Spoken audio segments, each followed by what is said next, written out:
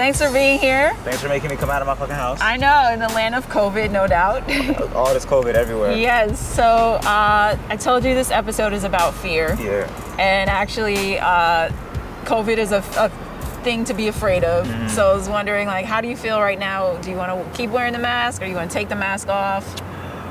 I can take the mask off because I trust you. I feel like you wouldn't bring me out here on some COVID shit. No, definitely no doubt. Yeah. All right. Because I've been in the house with my mama, who's 70. Ooh, damn. I can't be flagrant in these streets. Oh, 100%. You gotta be out here the safest people of all time. Everyone here had tests, right? Yeah. Cool. So anyway, Mamoudou, thanks so much for being here. To start, can you remind me what your age is? 28. 28. Yes. And I think that is relevant, and I'll get into that in a moment. So, Cool.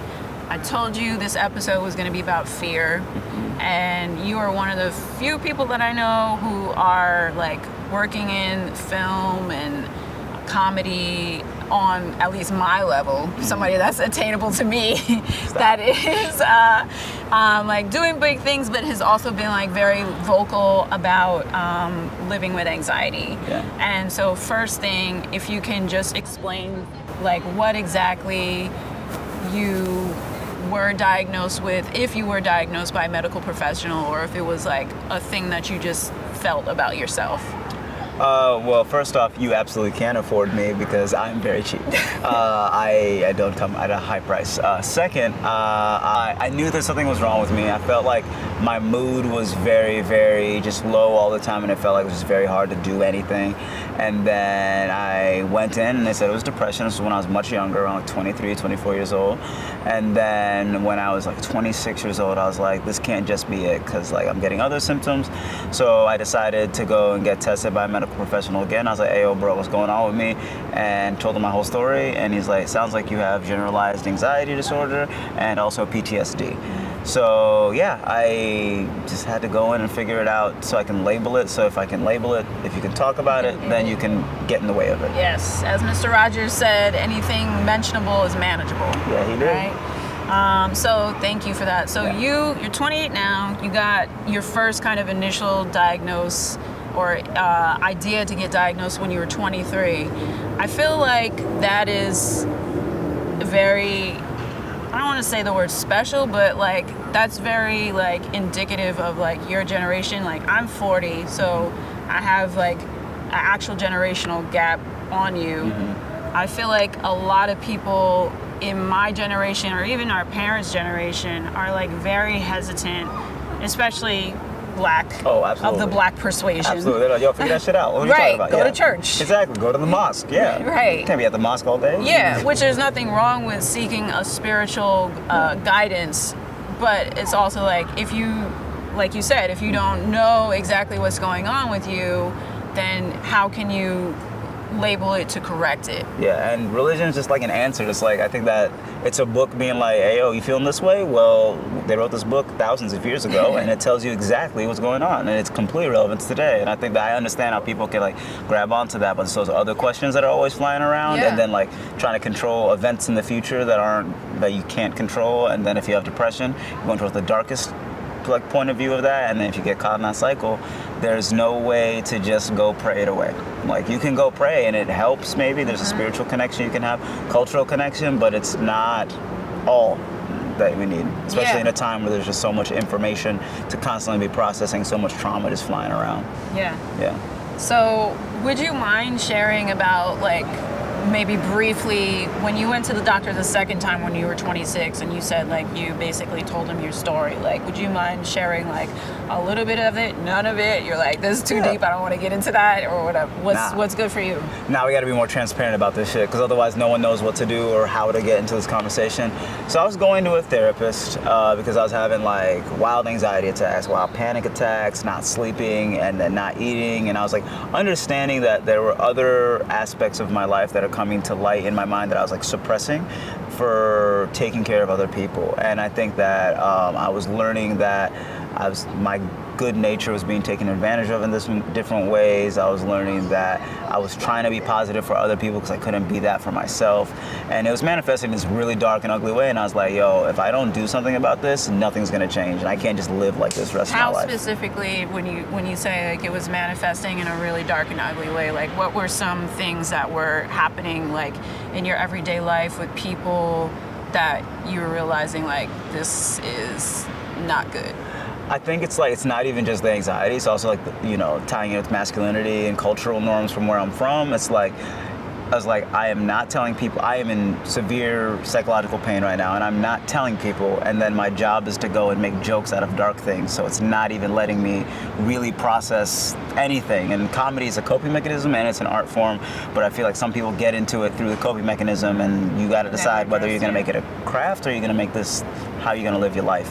So the dark thoughts that kept coming in, seeping into my mind were just things happening that were bad to my friends and my family, feeling like anywhere that I went, I was just like hated by everyone who was there, and consistently trying to get in people's heads about like, all right, what are you thinking about me? Or like, oh, this person, there's no way we could be friends. Like all that sort of like doing 3 steps of logic leaps, and you're having ridiculous thoughts that you can't get out of. So I thought that the first thing that I should do is isolate myself. And I was like, don't be around people, don't talk to people, not even family. Therapist, I was just telling her everything, and she was like, you are hurting, and I'm hearing her, but I'm just like, I don't even know what to do with all this hurt. So she's like, here's a psychiatrist, you should go see him. And I went there, and first off, my man was costing me 500 beans just for a consultation. I'm over here like, 500 beans? Nah, I'm gonna go be depressed. But then I got over it, I sucked it up, and I went in, and I told him everything, and my therapist had told him everything as well, and he was just like, yeah, you have severe anxiety, almost crippling anxiety, and you have coping mechanisms, but they're not holding, because you know what you need to do, and you know what you would tell your friends if they were experiencing this, but are you doing it for yourself? Yeah, and it was like you also seem to have a huge traumatic event in your life that you're not processing either, and it's in service of like, oh, we'll get to my stuff when we get to other people's stuff, but that's never gonna come out. So he was like, I'm suggesting that you should maybe get on a low dose of anti-anxiety medication, something that I had tried the first time I went to a therapist and went to go get diagnosed, and antidepressants, and I was like, I don't like the way this makes me feel. Because one of the, I don't know if anyone knows this, but like one of the side effects of antidepressants is like depression. You might want to kill yourself. And I'm just like, that seems like it's a scam. So it seems like big depression pay for that. Terrible. Yeah, right? So I was just like, I'm terrified of this, and I just really focused on, not even praying it away, but like finding mental practices like routines and trying to be around people and trying to be more vulnerable and clear with how I felt with people, as opposed to like suppressing it, just like setting stronger boundaries, talking to people, trying to understand situations where I felt like I was being gaslit or being taken advantage of, and it took a lot of time, but at the end of the day, like I came out the other side at least knowing what's going on. I don't think everything's gonna be like gravy for the rest of my life, but at least I know what it is, and I know, okay, I'm having an anxiety attack. My therapy appointment's on Friday. All right, it's Wednesday today. All right, tomorrow I'm gonna make a plan to talk to these people. I'm gonna eat, wake up, like even putting like things in my phone, like little things to be like, you're doing things so you can get in the way of it. And then I'm going to call NYC Well, which is New York City's 24/7 hotline if you're having an episode or an anxiety attack or something like that. And I just call and just be like, hey, I'm experiencing an anxiety. It's very calm. Like, I'm experiencing an anxiety attack. My heart is racing through the fucking roof, and I just want to let you know this is what's going on. And they help talk you down. Like, all right, so do you have people to talk to, people to be around? Have you had these thoughts? Have you had these thoughts? Just to make sure you're level. And now I feel healthier, and I don't have those episodes as often at all. So this was all great. I want to go back though, because there's kind of like twice you hinted at like an event. Yeah. Do you mind sharing about that? Or if you don't want to get into it, that's totally fine, and we can continue to talk about like what have you been doing to move forward? It is difficult to talk about because it's multiple compound events, so I'm not going to really get into it. But there's stuff happening with my family specifically. There's stuff happening with one specific family member that was just like very difficult, and I also just didn't know where she was. Do we want to hold? Because are they good behind us? You good? Yeah, I was thinking about that too. Because like my man's just chatting back there. Yeah. Cool. Sorry, I was just like, I was like, Yeah, hey, I was like, hey, bro, I'm out here bearing my fucking soul. I know. You're out here talking about goddamn Mets or something. So Yeah. getting back, it was partly family involved, and then also.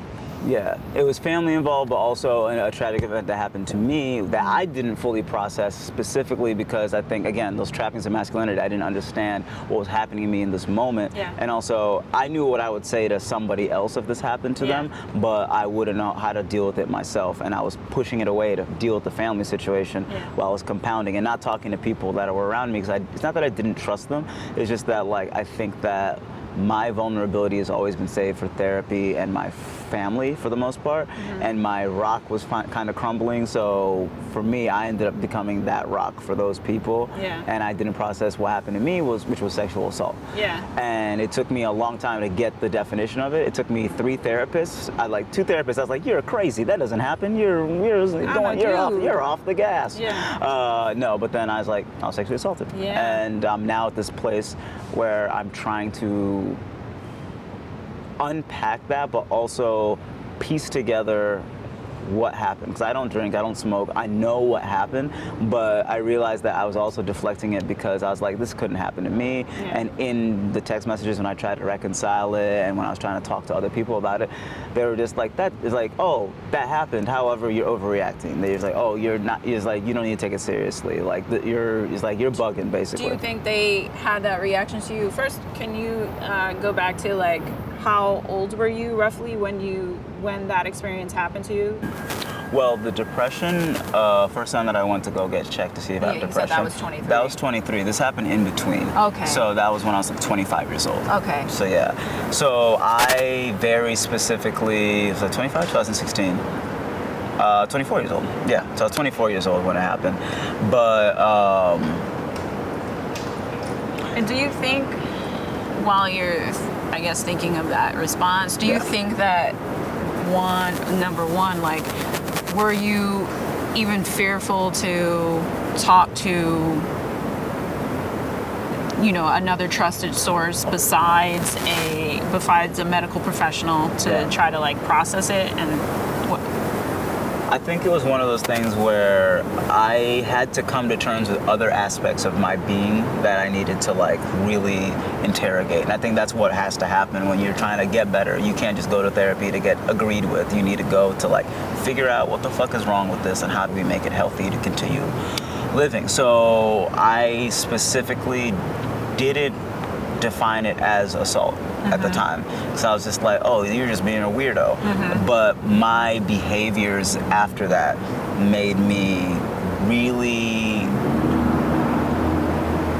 isolate myself from people that I felt uncomfortable around. And there were multiple people, because this was that happened in public, and there were multiple people there, and I just kept isolating myself more and more and more from people being like, I don't know how to explain, I don't know how to explain, I don't know how to explain. Do you think that isolation was a manifestation of your fear to share that with the people around you, or your fear that like if you did share it with them, they wouldn't like support you, which indirectly is what kind of happened, right? Yeah, it was one of those things where the responses that I got when I finally got to the meat of it, that I was assaulted and this isolation was a response to it, and this sort of anxiety around being around people was in response to it, was very much something that I know would not be said to any woman, because I know that I've heard women say same things as I've said and not gotten the same response. And just things like, oh, it was a joke, like get over it, or that person was flirting with you, or you had to have done something to make her do that to you. Yeah. And I was just like, I know for a fact, like 1,000% you would not say this to a woman. But it does still happen to a woman. But it's still, and that's the crazy part, like the compound part of that is like, it still happens. Yes. And that's even more fucked up. Yeah. But it made me really interrogate my behaviors, the people I surrounded myself with, people who not just validate me, but like I think the first step is always validation, to like help people, like, yo, your reality is valid. The next step is interrogation of that reality to make sure that you're certain about what's going on. And I did not have a lot of people. You mean for yourself? For me, yes. Yeah. And also for your friends to be able, I think you need to have a reciprocal relationship like that with people. And I just didn't have a lot of people in my life like that.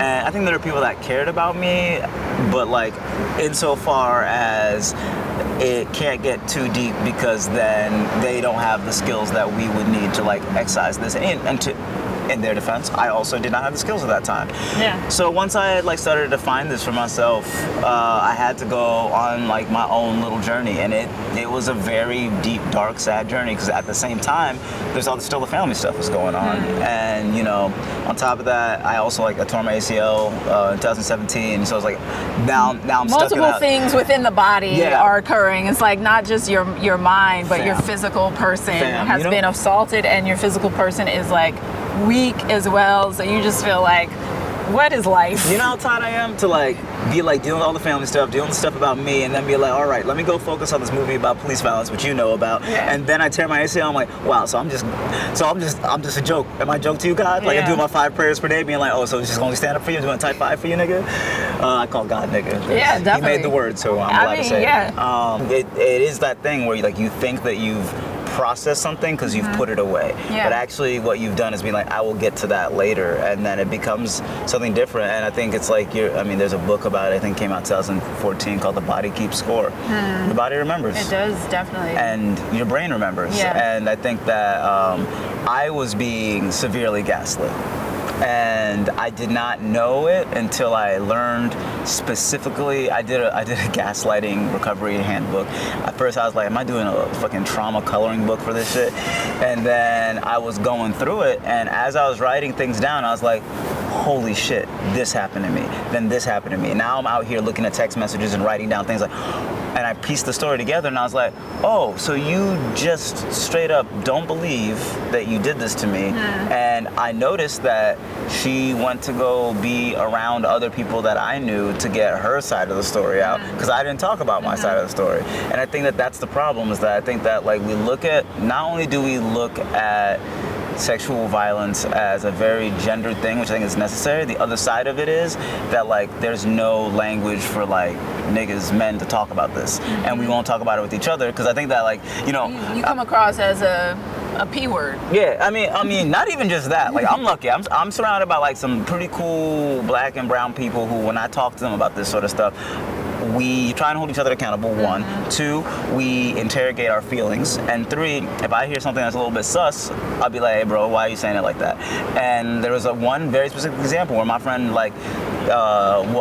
had sex with somebody when they identified as a woman, and that person transitioned, and my friend was trying to like get like that, look, I'm gonna laugh about this. I'm like, hey nigga, that's not funny. And then I had to make it hot for a second, but then he like thought about it, and he was like, I didn't think about how that person might feel about it. And then he's like, I'm sorry, dude. And I was like, you don't owe me really an apology, but I also appreciate that you thought about it. So, I mean, also that joking is, like a coping mechanism, because he probably was fearful that like a question of his masculinity would come into play. I have come to terms with my own personal queerness in a way that required me to not be around men for a very long time. So I'm just like, there's a cycle of like, hey yo, she's cute, she's hot, oh, what I would do to her, oh my God, is this girl coming over?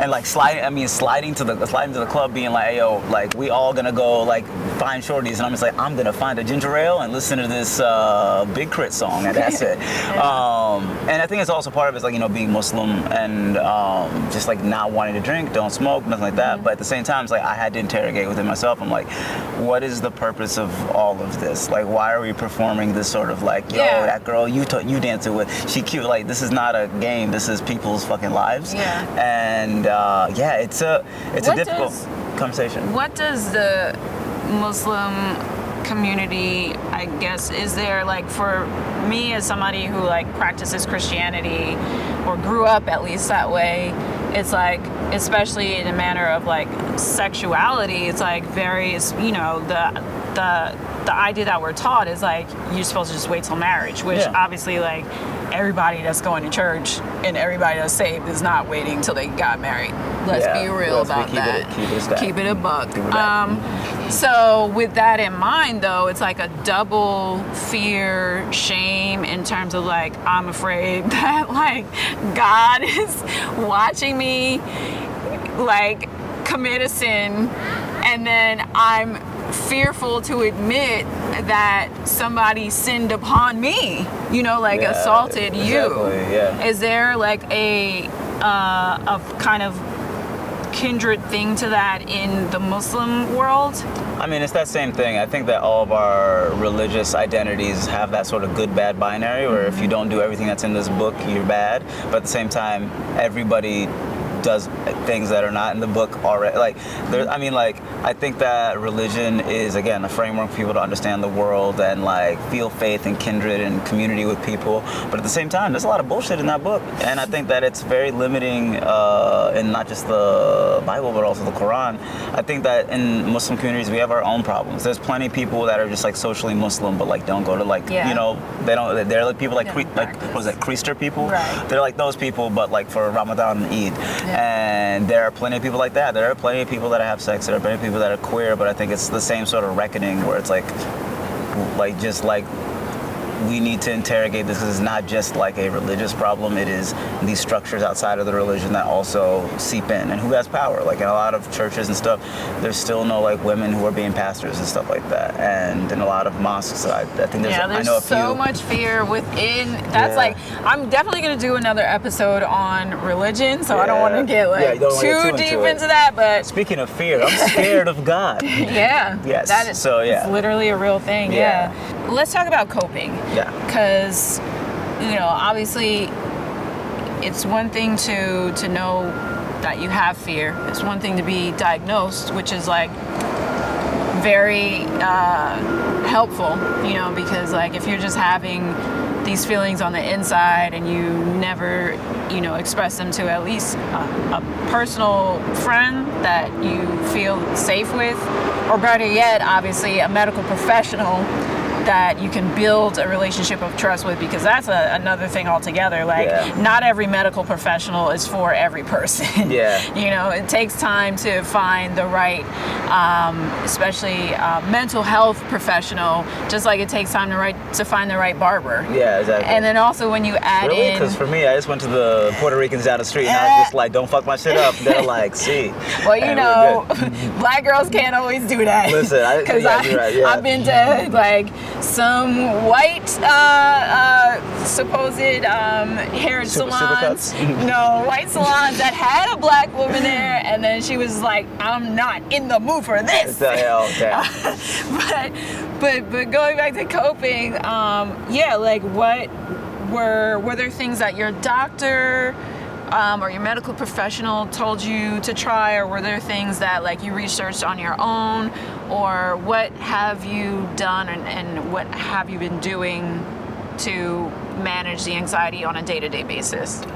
It's weird because, like, I think you know this, I have a degree in neuroscience, so therapy was hard for me because I was walking in there and I was like, I went to college for this shit. You ain't cracking me, my nigga. This. What's good? Then they're like, so why are you sad? I'm like, fuck, you broke me. But like, no. Therapy was helpful. First, like talk therapy. Group therapy was also helpful. And I think NYC Well is nice because even though you give your name, there's still like a degree of anonymity to it. And I think that just saying it out loud and having someone just immediately validate that you're going through something right now is very helpful and valuable. Real quick, can you just explain, like, so when you call that number, is it like you get a live person, or do you get a recording and you have to go through prompts in order to get, you know, somebody to talk to? Because that can be, like, if there's, I feel like sometimes if there's any, like, medium in between you and a real person, then it's like, forget it. You know? Sometimes I think whenever I call, it's normally like there's like one prompt. It's like, are you in crisis? And if you are, like, if you're in crisis, call 911. Then it says in Spanish, then Korean, then Russian, and then it'll be like, all right, so we're connecting you to someone like that. So so pretty much the quick and then counsel. you actually speak to a live person. Speak to a live person. And go into like how that is in terms of like that conversation. Do you feel like safe having that conversation with whoever's on the phone, or do you feel like, yo, this person is wild dumb, I don't know why I'm wasting my time? I think that, like, you know, mental health interventions are not one size fits all, so it works for me because sometimes I just need to work out my thoughts, you know, and like I just need someone to remind me that, like, you know what you're doing to calm down. And like even whenever I'm talking to them, they're like, hey, what are you doing to like get better and get ready. I'm just like watching a cartoon that I like to watch so I don't have to think about things, and I'm trying to listen to music that I like and eat food and put reminders in my phone to do this and this, set up calls and conversations with friends, because I think I'm at this point in my anxiety journey where I know what I need. I just need to do it, because that's where the depression comes in, where it's like, you don't really want to do that. And they're like, you need to do that shit. So NYC Well is like my first step of I called like about a week ago, just feeling very anxious, and they were just like, so what are you doing tonight to like as an intervention for your anxiety? I'm like, I'm calling you, nigga. Like, this is part of my this process. Is it. Yeah, Jessica.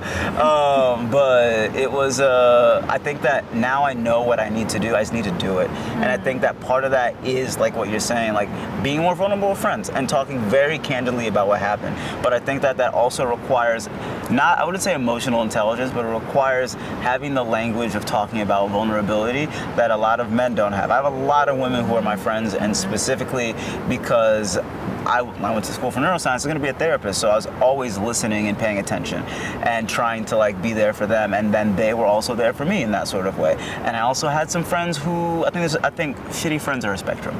I had some friends who were very selfish and didn't really like listen to what I was saying. They just said, well, if I was there, I was like, well, you weren't. So would like, you say most of those individuals that were like, were they men, or were they female identifying? I would say they're more like women and femme people that really understood what I was saying. I think for men it's different. You got to use a different lexicon. You got to put some bass in your voice. You got to like, not be drinking a Capri Sun and shit. Like, you got to be really like serious with one of my really good friends, Mike, shout out Mike,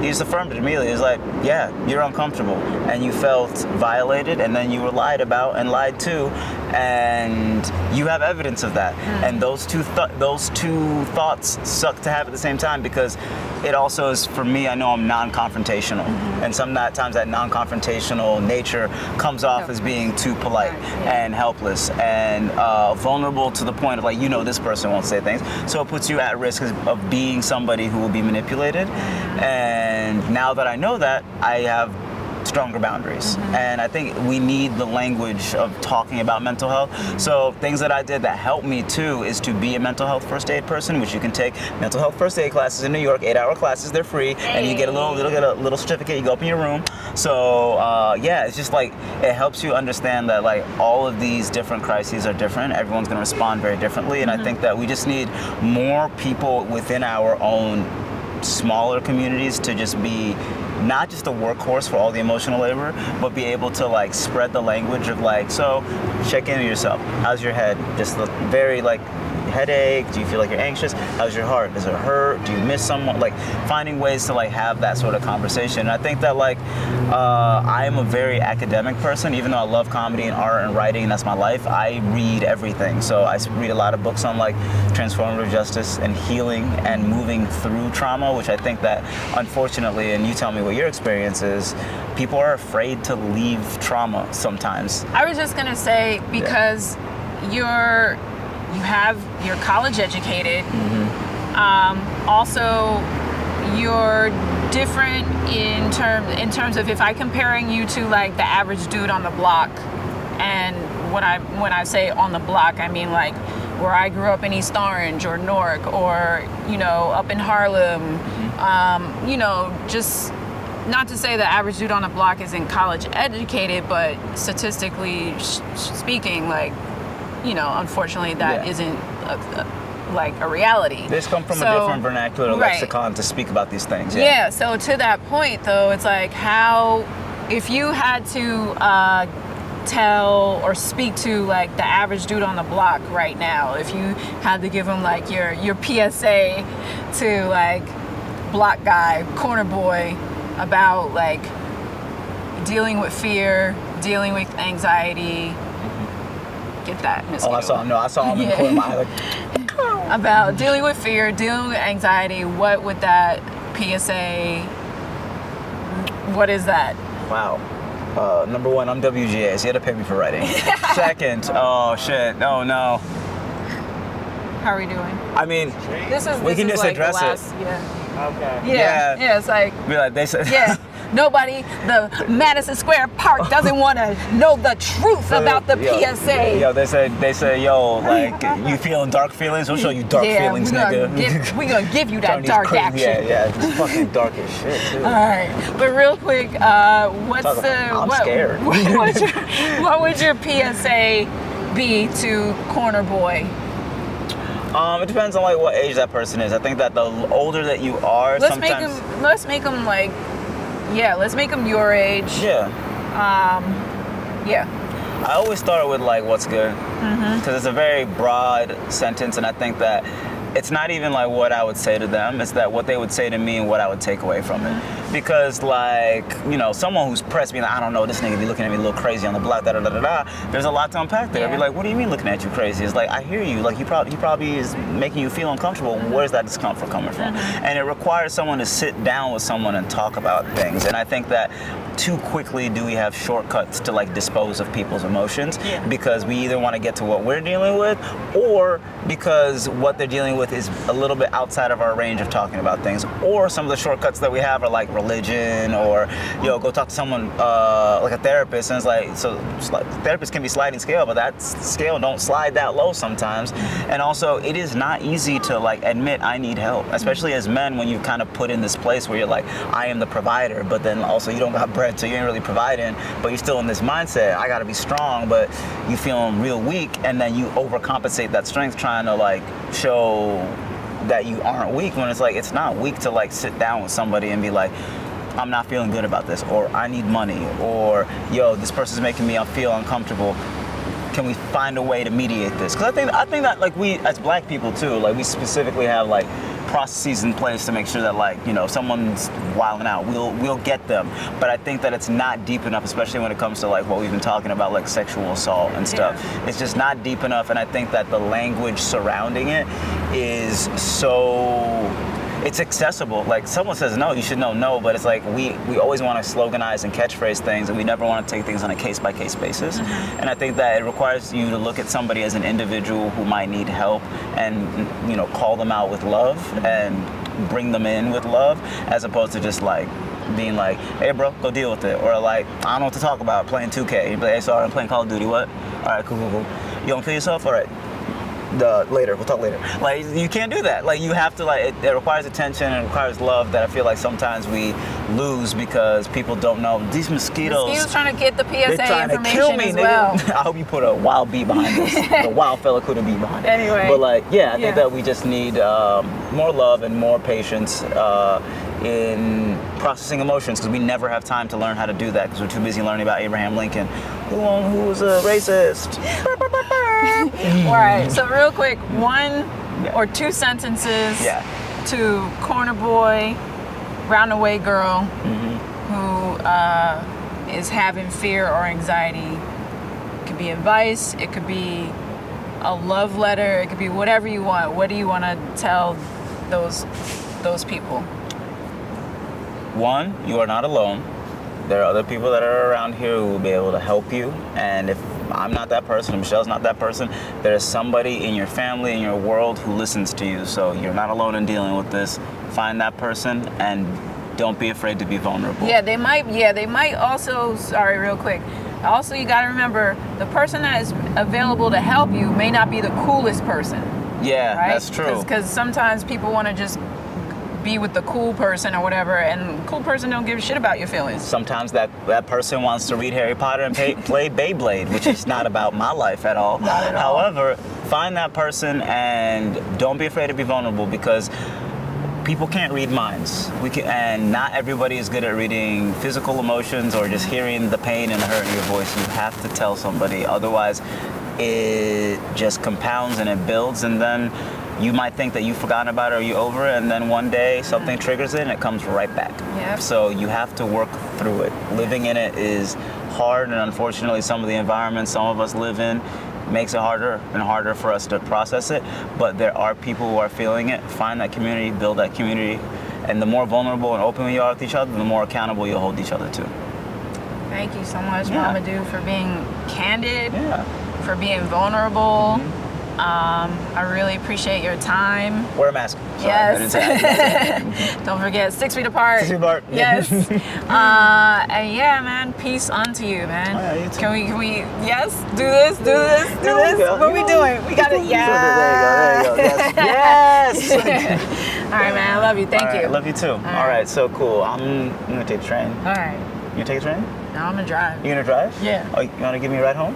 Yeah. That's No, enough. no, That's no, enough. yeah. I'll just go wait in the station.